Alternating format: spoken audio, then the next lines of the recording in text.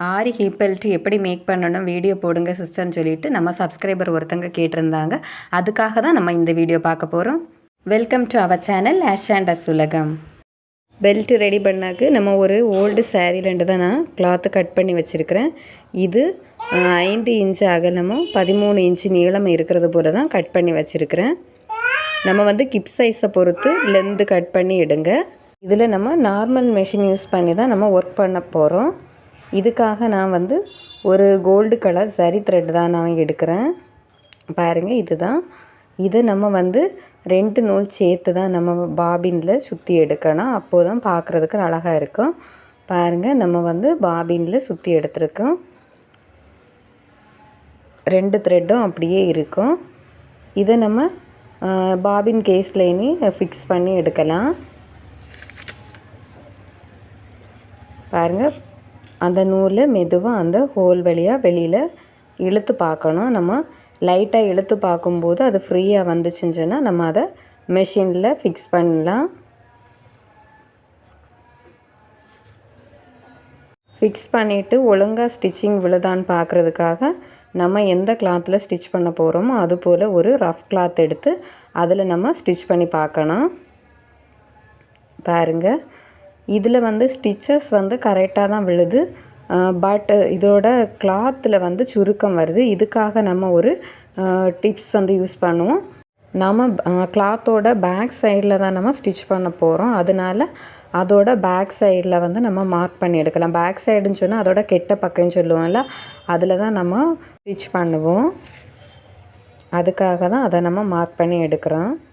கிளாத்தை நம்ம 2ஆக first fold பண்ணோம். ஃபோல்டு பண்ணிவிட்டு இந்த கிளாத்தோட சைஸில் வந்து நம்ம ரஃப்பாட்டு ஒரு பேப்பர் வந்து கட் பண்ணி எடுக்கலாம். பாருங்கள், கிளாத்தோட சைஸ்லேயே நம்ம பேப்பரை கட் பண்ணி எடுக்கிறோம். இந்த பேப்பரில் நம்ம என்ன டிசைன் வரைய போகிறோமோ அதை நம்ம மார்க் பண்ணி எடுக்கலாம். இதில் 1 சென்டிமீட்டர் எடுத்து மார்க் பண்ணுங்கள். இந்த பக்கம் மார்க் பண்ணிவிட்டு அதில் ஒரு லைன் போடுங்க. போட்டுட்டு ஒரு இன்விடேஷனில் 2 சென்டிமீட்டர் எடுத்து நான் ஒரு பீஸ் வந்து கட் பண்ணி வச்சுருக்கிறேன். அதை வச்சு தான் அந்த லைனில் மார்க் பண்ணி எடுக்கிறேன்.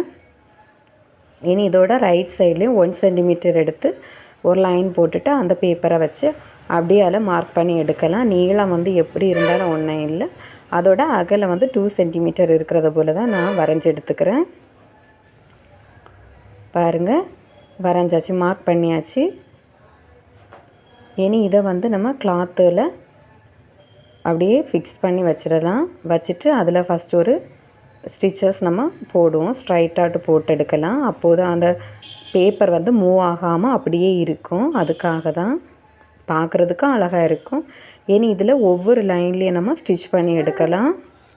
இதில் ஸ்டிச் பண்ணும்போது டர்ன் பண்ணுற இடம் வரும்போது நீடில் வந்து கிளாத்தில் பஞ்ச் பண்ணி வச்சுட்டு அதை கிளாத்தை வந்து நம்ம மூவ் பண்ணணும். நீடில் வந்து ரிமூவ் பண்ணக்கூடாது. நீடில் வந்து கிளாத்லேயே தான் இருக்கணும். பாருங்கள், இப்படியே நம்ம ஸ்டிச் பண்ணி எடுக்கலாம். நம்ம ஒரு ஸ்டிச்சஸை கூட மேலேயும் ஒரு ஸ்டிச் போடும்போது கொஞ்சம் கூட பார்க்குறதுக்கு ரொம்ப அழகாக இருக்கும். நம்ம ஆரி ஒர்க்கு போடும்போது செயின் ஸ்டிச் போட்டால் எப்படி இருக்குமோ அதுபோல் தான் இருக்கும். பார்க்குறதுக்கு ரொம்ப அழகாக இருக்கும், ரொம்ப நீட்டாக இருக்கும். ஆரி ஒர்க்கு போட தெரியாதுன்னு உள்ளவங்களும் இந்த மாதிரி ஸ்டிச் பண்ணி பார்க்கலாம். பேப்பர் வச்சு நம்ம ஸ்டிச் பண்ணும்போது அந்த கிளாத்தில் வந்து சுருக்கம் வராமல் நீட்டாக இருக்கும். கட்டாயம் ட்ரை பண்ணுங்கள். நம்ம வீடியோ பிடிச்சிருந்தனா லைக் பண்ணுங்கள். மறக்காமல் நம்ம சேனலை சப்ஸ்கிரைப் பண்ணாதவங்க சப்ஸ்கிரைப் பண்ணி வச்சுக்கோங்க. பாருங்கள், இனி இதை ஓரத்தில் அடித்து அதை நம்ம வெளியில் எடுக்கலாம். பாருங்கள், எவ்வளோ அழகாக நீட்டாக இருக்குன்னு பார்த்திங்களா, சூப்பராக இருக்குது. இனி இந்த பேப்பரை வந்து நம்ம ரிமூவ் பண்ணலாம். நம்ம பேப்பருக்கு பதிலாட்டு கேன்வாஸ் வேணுனாலும் யூஸ் பண்ணலாம். அப்படின்னா அது கொஞ்சம் கூட திக்காட்டு பார்க்குறதுக்கு அப்படியே இருக்கும். நான் இந்த பேப்பரை வந்து ரிமூவ் பண்ணுறேன். இது நம்ம ஸ்டிச் பண்ணுறதுக்கு நிறைய செலவாகாது. நம்மக்கிட்ட இருக்கிறத வச்சு நம்ம ஸ்டிச் பண்ணி எடுக்கலாம். பாருங்கள், ரொம்ப நீட்டாக இருக்குது. அதுலேயே சைன் பண்ணி எடுக்கும்போது இன்னும் நல்லா இருக்கும் பார்க்குறதுக்கு. இனி நம்ம இதில் வந்து பீட்ஸ் ஒர்க் கொடுக்க போகிறோம். இதுக்காக நாம் வந்து ஒரு ரைஸ் பீடு தான் கோல்டு கலர் எடுக்கிறேன்.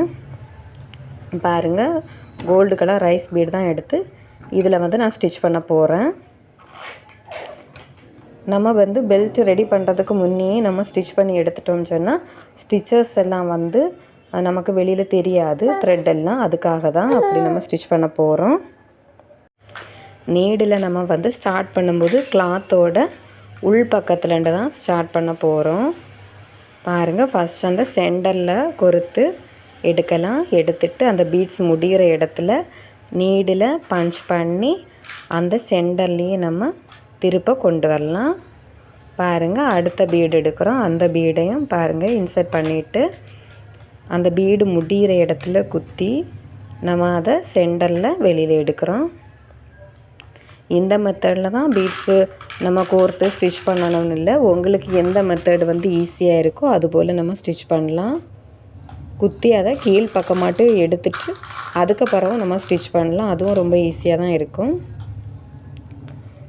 பாருங்கள், சிம்பிள் ஒர்க்கு தான். ஆனால் ஸ்டிச் பண்ணுற பிறகு பார்க்குறதுக்கு ரொம்ப அழகாக இருக்கும். ஒரு கிராண்டான ஆரி ஒர்க்கு கொடுத்தா எந்த மாதிரி இருக்குமோ அதுபோல் இருக்கும். இந்த கோல்டு சரி த்ரெட்டுக்கு பதிலாட்டு உங்களுக்கு இதோட கான்ட்ராக்ஷன் கலரில் த்ரெட் வேணுனாலும் யூஸ் பண்ணலாம்.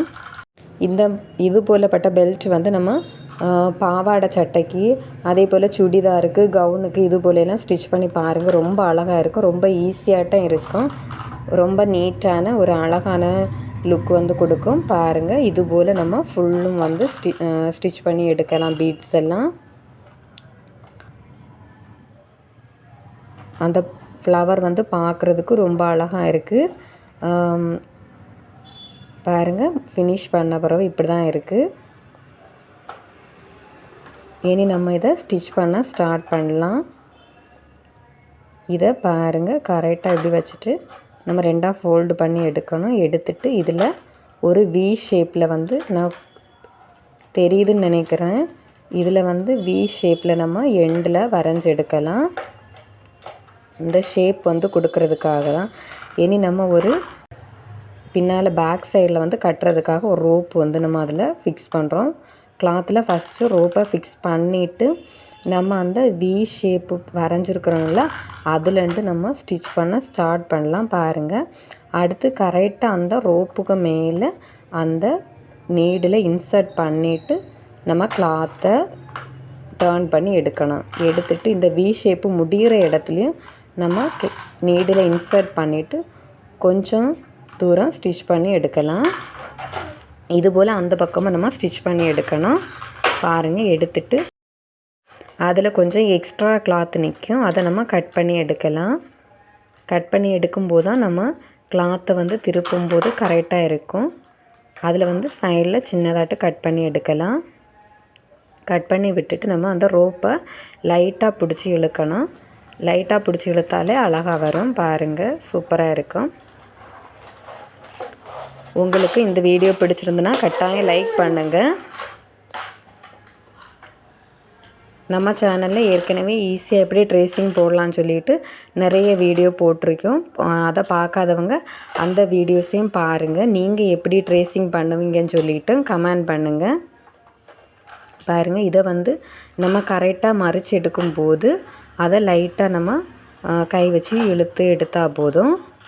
அதை வந்து கரெக்டாக நம்ம இப்படி நீட்டி விடும்போது கரெக்டாக இருக்கும்.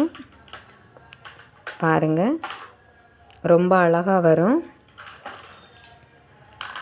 இந்த கிளாத்தில் தான் ஸ்டிச் பண்ணணும் இல்லை, உங்கள்கிட்ட எந்த கிளாத் இருக்கிறோ அதில் ஸ்டிச் பண்ணி எடுக்கலாம். இனி நமக்கு அதில் ஒரு ஓப்பன் பகுதி நமக்கு தெரியும். பாருங்கள், அதை வந்து இதில் காட்டியிருக்கிறது போல் உள் சைடில் நம்ம ஃபோல்டு பண்ணி எடுக்கணும்.